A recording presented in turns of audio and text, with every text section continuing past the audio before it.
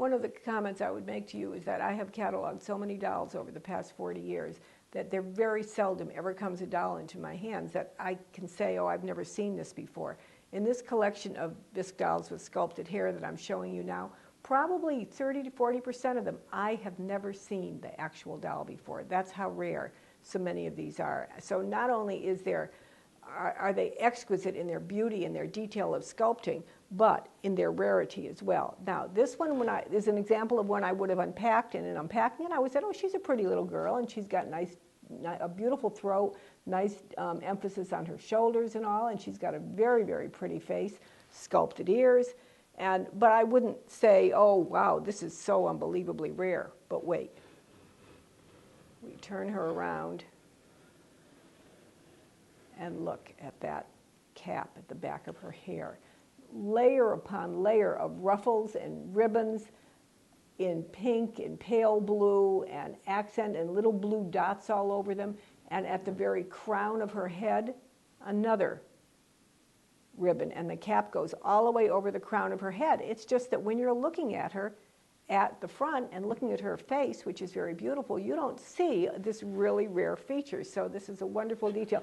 I love the way these little ringlet curls just come down onto the sides of her throat in front of the cap, and they do that on both sides. Very beautiful girl. This lady, sadly, has a little restoration work on her shoulder plate, but very, very beautifully done and not interfering with her beauty at all. And as I say, okay, consider her age. Where would any of us be? Or where are any of us?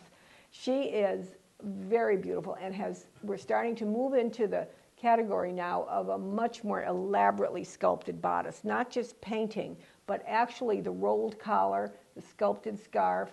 And look at the colors here. We have white with beading. We have 2 widths of blue striping. Then we have the brown border. Then we have the mauve scarf with brown edging and a darker purple trim on them. Extremely elaborate work that was done.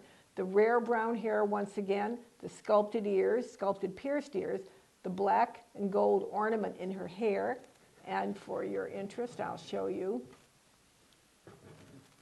the back. She has a wonderful face, too, the face certainly of a very prosperous, high society woman.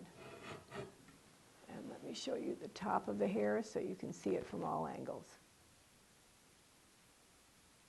In an exquisite antique costume. We have another wonderful example of, again, the rare brown-haired Bisque lady with features that we're coming to recognize and expect. Don't take these as common because you're seeing them in all the dolls I'm showing you today, because you will look at hundreds of Bisque dolls with sculpted hair and you will not find these rarity factors on them. The brown hair, the very ornate coiffure, the pierced ears, and wait till I show you. First of all, the crown of her head. Before, you could just see that one little blue ribbon peeking at the side of her head. But now you're going to see the crown, and then watch the back of her hair. Absolutely spectacular. Very, very deeply sculpted, and the blue ribbon is interwound throughout. Not only blue ribbon, but gilt edging on both edges of the ribbon wherever it appears. Wonderful doll. I've never seen this model before, and she is just a stunning, stunning example of the study of hair. And look at how even the roll of her hair at the forehead, it's not tightly back like on some of them, but there is a little roll to it. Wonderful example. I'm showing you the 2 of these at one time because they truly emphasize variations on a theme. Here we have the same model and actually the same size of the doll. One of them, however, has reddish-brown hair, and the other has blonde. And they have variations in their on the hair decoration. They have both of them having the mottled snood, this one having a variation of the color on it, and then on the sides of them, the tassels and the ribbons and plumes are different colors as well. So you can see how a doll maker could have tried to appeal to many, many different buyers by having variations on the same theme or on the same mold number. We move into another category of ornamentation on the Bisque dolls with sculpted hair, and that is much fancier bodices with what is known as Dresden ornamentation or decoration, meant to simulate ruffles. It always looks like Christmas ribbon candy to me, but wonderful ruffles that appear in all three of them, and I'll talk to you about each of them individually, but I wanted to show you the three together so you can see the kind of variations that can be achieved by still a definite theme that they're using of the highly decorated bodices. This particularly beautiful example, again, I tell you, when you make your judgments on these dolls, you count the rarity points on them. And the rarity points on this girl, I mean, they just number in the stratosphere. From her brown hair, her fancy coiffure, her pierced ears, ornaments at the front of the head and at the sides, and when I show you the top of her head, you'll see the blue ribbon up there, and this wonderful low bodice with the ruffled edging that is in pink and white with the blue beading. And if you pulled her dress down just a little bit further, you would see it goes into like a blue, what would have been her chemise. And just look at the top of her hair, first of all. Isn't that wonderful? And then as we turn her, you can see the side of her hair with the little puffs of curls up above each one. And then at the back, the arranged finger curls. Very beautiful girl. And we have another example. This one a little more, that one's more playful with a really curly full hair. This one is very, very elegant with her hair pulled back from her face in a very refined manner. Brown hair once again, pierced ears, sculpted ears, very fancy bodice, appearing to be a necklace with a cross on the front and the gold beading. The ruffled pink edging, little zigzags, which undoubtedly was designed to represent embroidery and little white beaded dots. And then, see the top of her head. We have the blue hair bow with the white beading.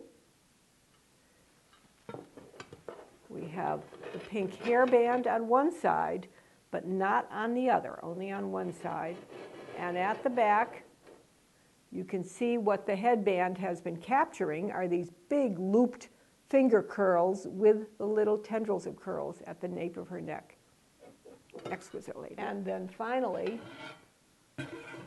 another woman who's sort of a cross between playful and very, very refined, because she has all of the two clusters of curls at her forehead with the pink bow up above. Again, the sculptured pierced ears, very, very fancy bodice with two rows of one of beading and one of ruffles with then the painted blue decoration on the side.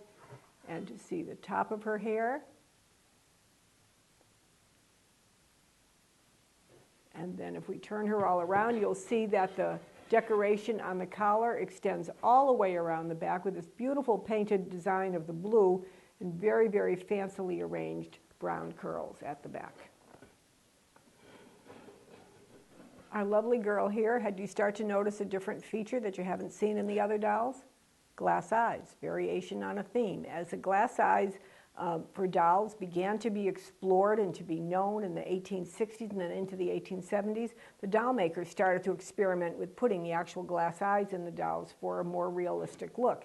And this beautiful lady has fully sculpted pierced ears, glass eyes. She has an unusual hairstyle. These are added flowers, silk flowers that are put in her hair, but the hair is arranged with an actual indentation in front of this top braid to allow the flowers to be placed.